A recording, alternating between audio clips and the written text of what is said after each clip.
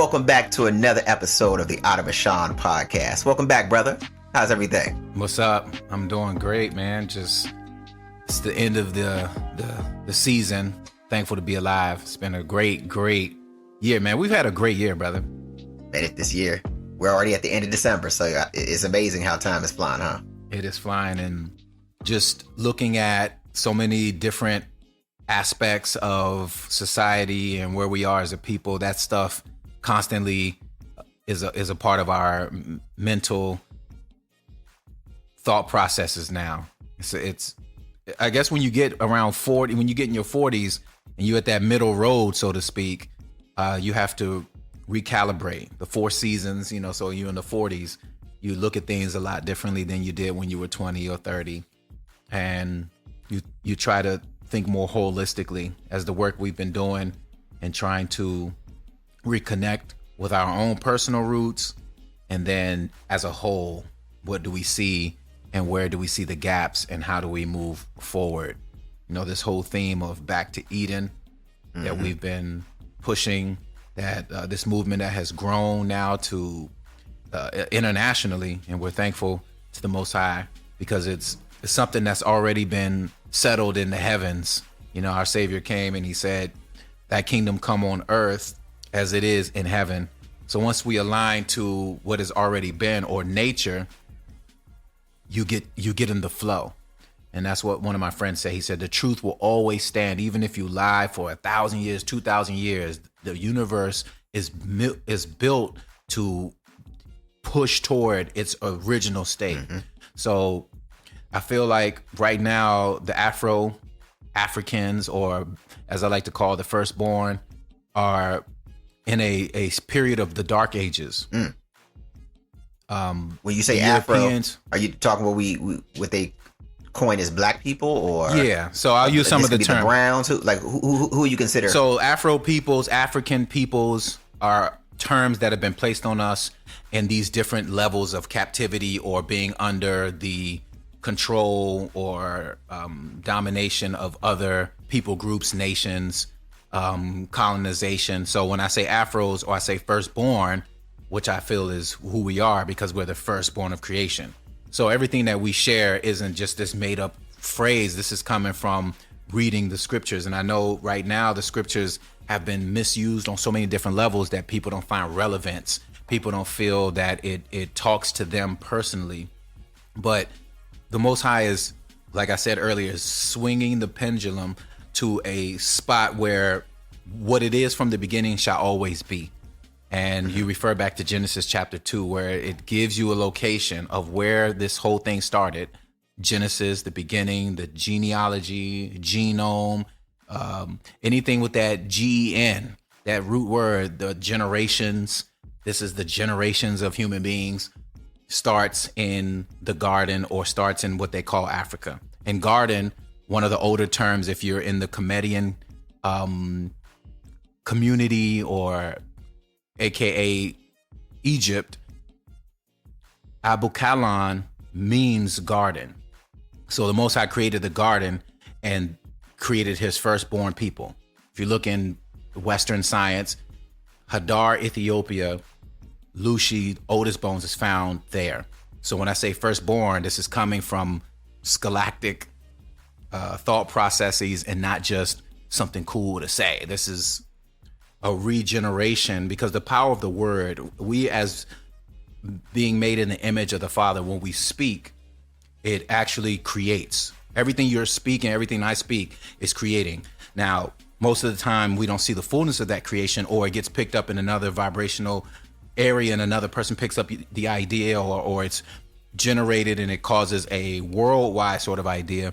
But it's important for us to think about where we're the words that we speak and how we maneuver. So to answer your question, Afro people, meaning the firstborn, anyone who has African roots is the people that I'm talking to, are in the dark ages, meaning Gotcha. You don't have autonomy of oneself. You're killing oneself. And we see a replica or a similar shift in the European lands.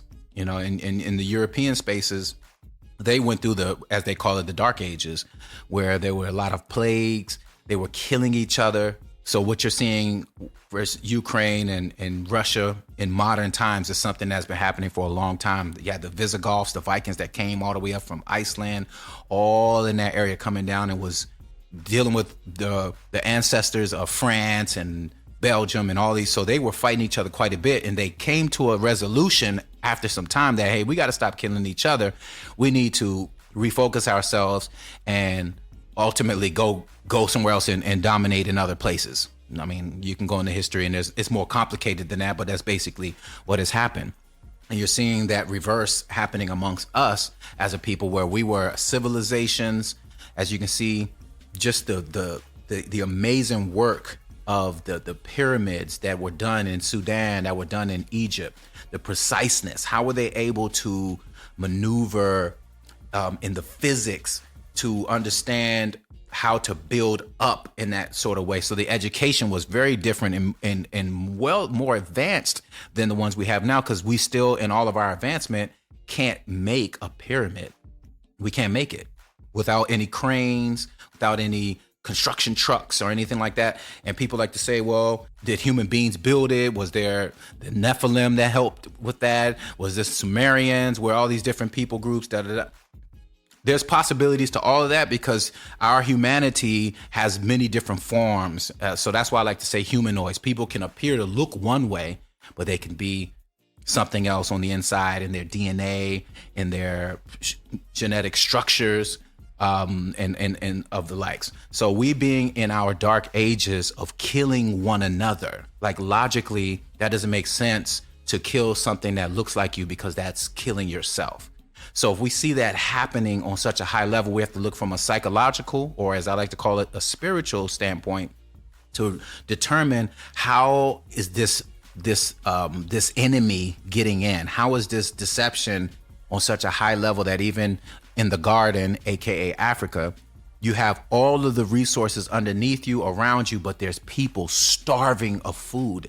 In this world today, there should be no starvation, and everyone should have a roof over their head. At least those two things: food, clothing, shelter. That's all that should be required. But because of a different type of mindset that we've taken on, it is actually flipping us the other way. You know, we were talking earlier about The Color Purple, and Taraji P. Henson, who is actually from DC. She talked about how she feels like she can never get a leg up, and she began to break down on the set, because she's what everyone would consider to be successful. She broke it down to 50% is going to taxes. So anytime you're making a lot of money, just know that's what's going to happen. All the people who are making tons of money that you see on TV and so forth and so on, Uncle Sam, as they call him, is getting 40 to 50%, right? So that's one thing there. And then she has to pay her agent, who's getting 30%. That is crazy. I don't know how TV works out, but in the music business, that's a bad deal for her. 30%? You contracted that one, because I'm sure she could have negotiated that. 30% seems really high for an agent. What do you need an agent for anyway? Well, you have to keep jobs in the industry going, so everyone, you can't step into certain spaces, because those spaces have its own rules and ways of being. So you got everybody. You got managers, you got road managers, you got like in the music space. When I used to travel, you have a manager. Do you have a road manager? Do you have a day-to-day? Do you have and they're all got their own little worlds that they have to focus in on. So that becomes its own sort of industry that you have to pay in order to make. So they create all these systems. You have to have a lawyer. You have to have this. You have to have that. In most cases, some people figure out how to maneuver through it in different ways, like what LeBron did, which was smart. He paid for his friends to be those business partners, and that helped him to expand with people that he knows and so forth and so on. That's my method too, as well. I'd rather build with people I know than to build outside of myself, because it's still building within yourself. How do we maneuver like what he's done? He's a great example of coming from a place of the dark ages, of not having certain things in his life like his dad, but being able to pivot and maneuver through coaches, through camaraderie with brotherhood, and then change and shift the cycle to become a father to his sons and his daughter. And now he's built a legacy dynasty where that family line, if they continue to flow in that, by the time his great grandchildren come around, it solidifies wealth beyond just monetary. And that's what I'm doing in the studies right now in Genesis, where Abram, Isaac, Jacob. Jacob was the solidification. The third generation was the solidification through his children that all that was promised to Abram, all the kingdom was blessed. So if the family structure is broken, which is a part of why we're in the dark ages, you're never going to make it. And we see that in society. So Cole, you are a father, a good dad. You have so many responsibilities. What you see in society, tell me the importance of a father from your perspective as we're coming out of these dark ages. What role do you see the father playing, and what is missing? What can we do to get back to those principles of the family structure in our broken state? Speak from the broken state, because most of our homes are single homes or no parents or in different custodies or in jail or whatever it may be. How do we maneuver through that? How does the scriptures help us with that? What is the importance of the fathers? Because John the Baptist said his ministry was to bring the hearts of the fathers back to the children. What is the importance of a father? Well, you just hit the nail on the head right there. Bringing the hearts. You got to bring the heart back, because as you can see, we always talk about this, about the many, many definitions of a man. Depending on who you're talking to, depending on what they want, they're going to tell you what a man is. That's very confusing in this world, right? So that's the underlying basis of why there's so much confusion. And for men, you can't give up, because it is very easy to, and it's even in our nature. Men don't typically fight unless it's your adversary. And unfortunately, we're in a situation where your own family can look like an adversary, and that gets very, very tricky. So you know, if I know my enemy, who my enemy is, I know, okay, I need to guard myself. I need to watch it. But if your enemy is from within, or it looks like it's from within, you sometimes don't know how to maneuver. And oftentimes what guys do, they just retreat. They retreat not out of fear. They retreat out of self-preservation. Like, you know what? You got it. Just let me leave it alone. That's what's deadly, because that's the same mechanism or the tool that causes all the divide, or I can say the whirlwind of dysfunction. Because as the men go, so is society, because everything follows us in a way. So whatever our leadership is, whether it's present, non-present, you're going to see the ramifications. So one of the important things about even being a father is just being there.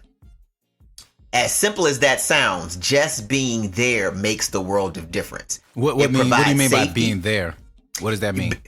Being there physically, being there mentally, like being present, like living a life, having a presence in a home. So when you just talked about like LeBron James, as we know, he didn't grow up with his dad, but there are other figures or other male figures that helped him along the way, that he was able to reach out to, that he was able to associate himself with, to actually build him as he was growing up. So there was a presence of a man somewhere in his life.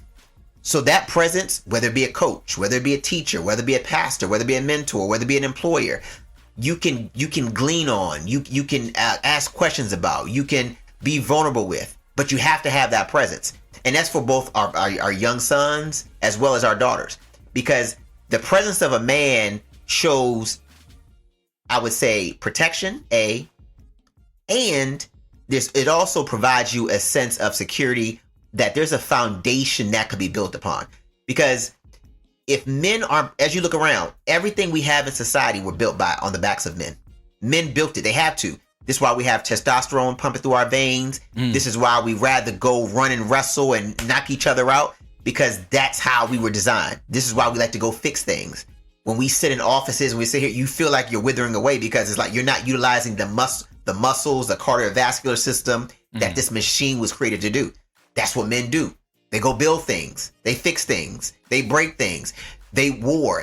We go in when there's a war, when there's oppression coming, who are they going to send? They're going to send the men first. Why? Because you're not thinking logically about, oh, is this the right idea? Nah, we got to go take arms and do it. Go, that adrenaline rush, you hit it. You know, so, but this is why this is the basis of our society. Once you're missing that, then the whole society is vulnerable now. So you remember when we were at the farm, this is why I was joking about the horses. So to allow the audience to kind bring this in full picture, at the farm in Atlanta, BT Farms, there are two female horses, and there are about 7 or 8 cows there, and they're all female as well. So while we're going out there to feed them, to give them the feed, there are 2 different canisters, tons of food. The 2 horses, now just 2 of them, they were eating amongst themselves, and then we gave another portion there for the cows. They decided to separate, and the one horse went over to rough and to bully the cows, like kicking them and doing everything. And we're like, hold up, there's plenty of food, but these horses would not give any way to the cows to eat. And so when we were joking, we were like, you know what we realized here? There are no male bulls. There's not a bull present, because the bull that was present, they took him away. I said, if that bull was here, these horses would have a hard time accomplishing the goal. And it was just a microcosm of what we see in society. Once you remove the men, you remove the protection. You remove the nourishment. You remove the gate. So now, because there's no presence there, now the young cows, they're vulnerable. They have to decide, well, you know what? I can't eat because these bullies, no one's here to protect us. So who is here to give you the tutelage? Who is here to let you know what the real world is going to look like? I know I always talk about my dad all the time, because even though he was a pastor, he gave me real world application. He was like, you can sit here in church all day, but once you leave this place, the people that you're engaging with don't talk like people at church. They don't have your best interests at heart. So you have to be wise. Just because they say they're believers or all this, don't believe them. You can tell like they're all crooks. Or he'll tell you got to really listen to what people say. They'll really let you know who they are. So as a man, you got to walk with wisdom. That's what my dad taught me. Always be wise. Don't be too emotional. Don't just jump to do anything. Everything you do, if you're in your plan to do it, go do it. If you have something in your heart to do. So that's that type of leadership that male presence can provide for you. You talked about don't be too emotional. People say that a lot. Break that down. What do you mean?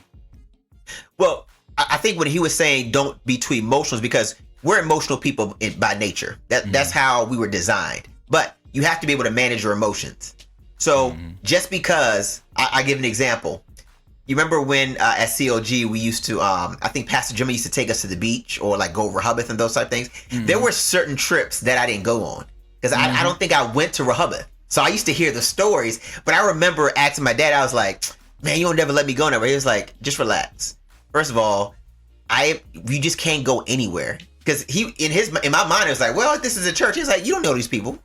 You don't know the parents. You don't know how they raise their kids. You don't know anything. And it's not until you got older and you start to see things, you're like, oh, he was actually protecting you. At the time, I didn't know. He knew, but as a young person, he couldn't tell you what was really going on in certain households. But he just kept it general and just said, nah, you're my child. Just sit back. You can do something else fun. Don't worry about that. This too shall pass. This is just one opportunity out of many. You know what I mean? Yeah. So, but it's managing your emotions to not take things so personal, but also it comes with explanation as well, when you can explain so this is why right now, as I got older, our conversations were far more fruitful, because now you're older now, so you can comprehend, you can kind of critically think through the different nuances. Now you can look back and be like, oh, I see why that happened. But it's all about self-awareness and also managing those emotions and guarding them so that it's not affecting or harming others, but almost like encapsulating it and utilize it as an asset, not a liability, if I should say that. Yeah, I love that. And I think a part of, coming out of these dark ages into the fullness, or back to Eden, or back to our normal status, the family structure that has been broken, the roles that have been changed. And roles, I mean, what is within the DNA and the proclivity of a male versus a female, and what they do, who does what better, or who does stuff easier for the whole, right? So a female brings a certain level of nourishment and comfort and its own security to the home, right? Because if the man is out working, getting the food, let's say old school, hunting, bringing the food home, if the woman isn't raising the children and keeping the children safe mentally, emotionally, so forth and so on, all that man's work is in vain. So both is needed, and vice versa. If the man don't go out there, then the house won't be provided for. So there was an equilibrium of understanding that we all have emotion, we all have needs, we all have gifts, and allow me to be my best self, right? So even for me, coming in a broken situation through the divorce, I've had to navigate that. And then what I'm seeing in this society, the way the society is built to only be focused on one particular thing, which is getting money, it deteriorates everything else, that becomes the major focus. And if that's the major focus of life, if that's the major reason for why we're being, we have to break down, okay, what is the money? What does that represent? And what am I putting my energy towards as I acknowledge that this is what my life is about? You look at, even for us who came in from different parts of the world, the family structure units aren't as strong in most cases because everybody's working, or everyone has to do this to pay this and make ends meet. So it just this is all about workforce, which the family begins to deteriorate. And then it becomes a challenge because now who's taking care of the children? Like what your dad was doing. You didn't have the internet at that time. No distractions. Imagine if we was in Rehoboth and you seen the post and you seen IG and stuff, you still would have been there emotionally and mentally. Yeah. On the line, then your dad's power would have meant nothing to you. You wouldn't be having those fruitful conversations. So navigating the internet, parents today don't have a clue of how to operate because the phone is so necessary to life in the way that the society's been built. And then in there, they're being inundated. There's no commercials. There's no time break. You know, we used to watch TV and then at least you are alone and we go ride bikes and do other things. No, 24/7. So you have to, and they're pushing ideas and concepts to your children constantly that you don't have access to. So as a man, you feel depleted, especially as a man of the firstborn or a man of African descent. You become even more vulnerable as a man. So you go back into a retreated mode and become silent because the Afro man is at his lower states at this time in the world. Don't really own much of anything outside of having to get permission from other people groups. Like Dame Dash said, you work this job. Can you offer that to your child? Then the work is in vain as a man, right? So if the man feels depleted and doesn't feel like he has any power, and his wife is getting the jobs, getting the education, getting the figures, so forth and so on, and that strategy of how things are set up isn't understood in the family, now the man feels like he's losing his children, he's losing his wife. It demoralizes him and shrinks him where he doesn't operate in his fullness. Then even more now, he becomes a nothingness. He becomes like, you're not relevant. You ain't making no money. You can't bring that. But see, I'm glad you mentioned that because in some of my conversations, what I've been thinking, this society that we currently live in, I think we know money, capitalism, all these different mechanisms. It's relevant today because of the way the societal structure is set up. So, as you just mentioned, because I've come into people who, regardless of how much money they make, you can't tell them nothing. And they still have that same level of, they command, like you can't say nothing to them because they haven't accepted that story or that narrative that's been put out there. They just don't accept it. And that's a part of that. So when you talk about that man, that father, that's the balance that male presence brings. Because if I'm talking to my young guy and he were to talk and say he feels like, they're like, you care too much about what people think. And I remember in POC, in our band, that used to be a common thing, being a people pleaser, always worrying about what men or what people think. And that was something that stood out with us, that when we really grappled with it and we overcame it, that's when we came in our full splendor, because it was like, y'all can't tell us nothing. And it wasn't an arrogant way. It was like, we just didn't allow the outside noise to affect the goal. And because of that, you have more fame. People respected you more. They wanted us to do all these things but when we were trying to be a people pleaser, we just want to be like everybody else. Just because, you said I'm not worth anything, I guess I'm not. We didn't buckle like that. And there's a lot of, so when you use the term, I think, masculinity, you look at the news now, what do they say? Toxic masculinity. Right now at the colleges I work at, right?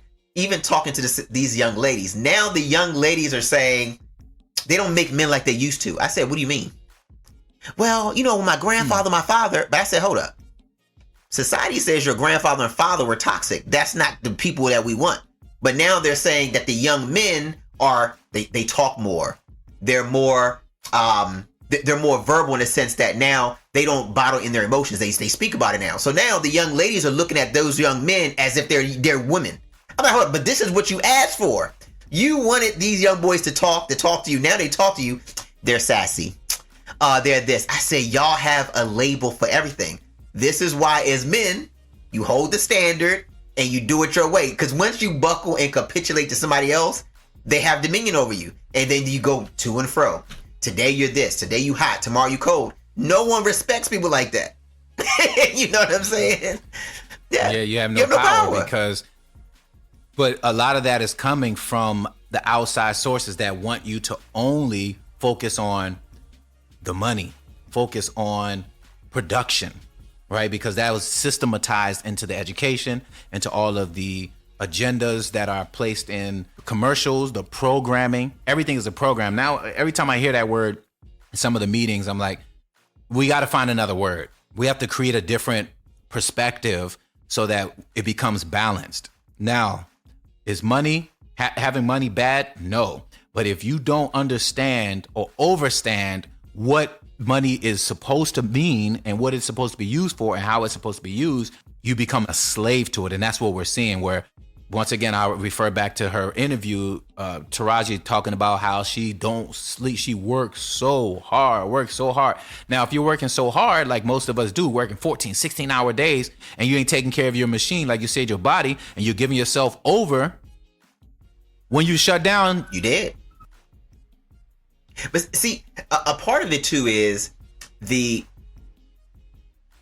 operate from a position of lack so much that we don't position ourselves or even create a way for ourselves to always be on top of our game. So, for example, and this is when we speak about fatherhood and men. I remember when I bought my first car, my dad was like, "Can you afford it?" I was like, "Yeah, I'm making money. I can afford it." He said, "I don't think you really looked at the cost associated with the vehicle. You have to pay the car note. You got to put gas in the car, insurance. How much of that money that your take-home pay will be allocated for a car? Because after you pay that car and all the other things, how you gonna live?" It is not until you start looking at the nuances and be like, "Oh, that is true. That's gonna be about 50%, and then I still got to pay rent, and I ain't gonna have no money. So maybe this car is a bad." But once again, the emotionalism would be like, "I need to get it." Logic and a firm wisdom would say, "Whoa. You can get a car, but maybe a cheaper car, maybe a used car. Maybe you want to buy a house. That's great. You don't have to go buy a house that's $500,000 just because somebody wants it.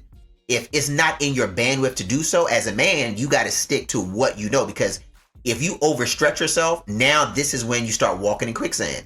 This is when we start now always trying to catch up. Because once you dig in deep like that, it's very, especially with compound interest and the way the system is, there's always going to be something that's going to need your attention. And when you're trying to rob Peter to pay Paul, this is why many of us right now, or as you mentioned, are in that dark age. It's because a lack of operating a lack, but also lack of planning and lack of understanding. And then on top of that, our insatiable need and appetite for things. Because we see things, we see people with new shoes, oh, we want to get some new shoes. Oh, this person's going on a trip, oh, I want to go on a trip. That's that covetousness, right? We want things that we don't even have the ability or the resource to even attain. But because we have credit, we have deferred payments, or we have, oh, you know what, I'll get paid in 2 weeks. This is why we're beholden to our jobs, because, oh, we know another check is coming, so I can spend a little bit here and I can catch up another time. This is a risky game that many people are now seeing, that you're never going to win that battle. As they say in Vegas, the house always wins. But this is once again, this is why we have to use wisdom, be around, acquire knowledge, be around people who can hold the line and won't, and quite frankly, aren't embarrassed or aren't fearful of hurting your feelings, to let you know, to give it to you straight. You need to operate this way, because if you don't, this is what could happen. And this is the pivotal role that fathers play, because I know growing up, that's where that type of communication came from. The men in our circle, whether it's my peers, my young men brothers, whether it's uncles, pastors, father, they're the ones who gave us a lot of times the voice of reason, and we understood it from their voice, because we knew they didn't talk much. So when they did speak, you definitely want to listen, because they're not going to open their mouth too often. So because now that even takes us back to the scriptures where it says there was a moment of time where God didn't speak, because when he did, because once again, as the firstborn of creation, as God's chosen people, once again, our dads, there's a reason why they say when you look at males to females, there's a not even a correlation between the amount of words that a female is able to bring forth versus young boys. Is not. There's a reason for that. There is a reason. There are the effective communicators. They can talk up a storm 24/7. You can give a one sentence and encapsulate everything they said in 20 minutes. If we have a different way of communicating. But once again, we live in a society that says, no, you have to do it this way, not that way. No, you have to do it the way you were created to do. The lion can only operate as a lion. He can't operate as a cheetah. He can't operate as a lioness. His job is to sit on the mountain and to overlook all the danger that comes. The lioness goes out. She's there with the cubs, is there creating the community. But everybody has a role. See, in today's world, because we have been trying to manipulate and become, as he said, like gods, we've altered the way human existence is. Even so much now, everything we do, we have, like you mentioned, we have all these communication devices. All these communication devices, we don't communicate with people. We communicate with things. We communicate with people through mediums of technology. So we're more comfortable talking to someone thousands of miles away than a person sit right in front of you. Almost like aliens.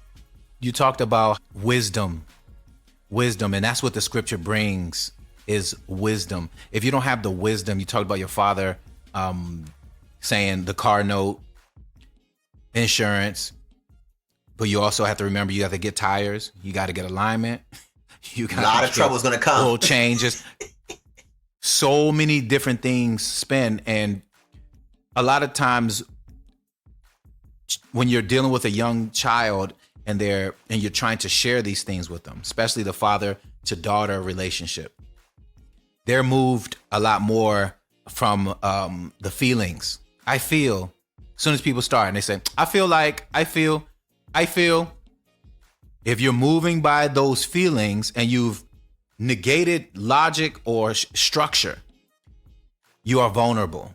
Whether you want to accept it or not, you're vulnerable.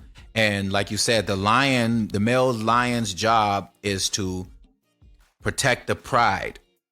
Look, nature already shows us what everyone's role is. And they don't fight, and the lioness isn't like, no, don't go out there and do that. No, I'm going to take care of this portion. You take care of that portion. That's how a nation runs. That's how a family runs. That's how people run. So once you go against those, remember we talked about earlier about the truth being the truth, and you're following societal norms, which are contrary to nature, that means automatically there's a breakdown happening, whether you see it or you don't. And that is ultimately going to put you behind the ball, where you're always having to catch up, or always having to depend, or always having to look outside of oneself. And they made it, the society, about wants as opposed to what you need, and budgeting. And that's what I had to learn, and bring my budget down, bring my operating expenses lower, so that you can begin to create something that can build for longevity, as opposed to, damn, they got a $500,000 house. I want to live in that neighborhood. I want to get it. Oh, God bless me with that. Which God, first of all, and then what type of blessing is that? Sometimes, yeah, it can be a blessing, but is it yours? Do you own it? Or you have to pay a mortuary? Do you have to pay a mortgage to constantly keep up? Now you don't have time with your family. Now you got to do this. Oh, now you can't. When you're in an apartment, you could just call somebody to come and clean this up and fix that. No, you got to go clean it and fix it yourself. Those are all the expenses, the principle your dad gave you with the car. He's like, whatever you get, there's 6 or 7 other expenses added to that, and you have to pay attention to. So it's better to start off here, get a used car, get your money up, then you can buy it cash or whatever it may be. Wisdom is the principal thing. The scripture says, if everything you get wisdom, or get knowledge. Knowledge. Because knowledge is the most important thing, and then wisdom is how to apply it. And how do you get that? You get that from the elders. That's why the elders are so important. Very important. The male or the female, the mom, the matriarch or the patriarch, do you have those type of voices who can give you from the future? Anytime I talk to the young kids, I work with the children down in Compton at a middle school with our app. And when I told them I was 45 years old, they were like, "Damn, you are OG." But you're still young. I always tell them I'm young old, and I'm telling you, you're in 8th grade. This is what I know will happen as you get there. It may look a little different, but it's going to be this, and this principle. and they didn't understand what principle mean. They was like, what does principle mean? They were given different definition. I was like, principle would be very simple. Like, this is how you want to live by principle, or you want to focus your attention on these sorts of truths. If you go, and I use this every time because it's very easy, go to the top of a building and you jump. It doesn't matter if you're a male, female, Afro, European, Asian, Democrat, liberal, Republican, conservative, whatever, all those ideologies that man have made up. If we jump from this thing, the law, the real law, as we call the universal law, the principle is what goes up must come down. So if we know that principle to be true, we look at the state of our current structures and businesses and society. This is going up, but can you see when it's coming down? Will you be able to see? Or are you so caught up in the things, in the feelings of feeling self-worth, feeling like I'm somebody? If your father's in the house, you don't need those feelings. That's why I look at hip hop today. Most of the men who are getting label deals and so forth and so on, if you roll it all the way back to its root, a lot of this is built in not having the family or father structure involved. So you're getting it vicariously through another man, another people group, another deal, another this or another that, to solidify dominance or to feel that you are worth something. That's all a part of that dark ages I'm talking about. Now, if we begin to acquire knowledge and use wisdom, you can turn that around and it becomes a positive thing. So getting deals and moving is a great thing. But how is all of us having all these deals and we making all this 6-figure, 7-figure, but we still don't own nothing after all this time? We have to look, what does that mean?